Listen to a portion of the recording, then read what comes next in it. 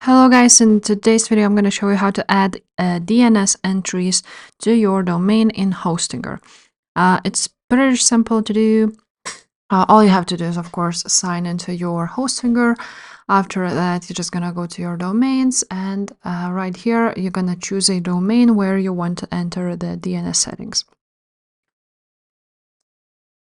Now here you will want to go to DNS right here. And after that, you want to know what DNS settings you want to add. So for example, if it's a CNAME, let's choose this example. For example, if you want to put an A record, so you're going to go to your DNS settings here. As you can see, there's types of records, TXT, CNAME, and so on. You're going to just go here and copy this address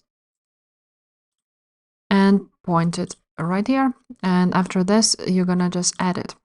As you can see, there's DNS source record is not valid because it's already been added right here, or maybe it's another one, maybe this one. Yes, so you want to delete the same type record, and after this you add a new one. So yeah guys, that's basically it. If this video was helpful, please leave a like, subscribe to the channel, and I will see you next time. Bye.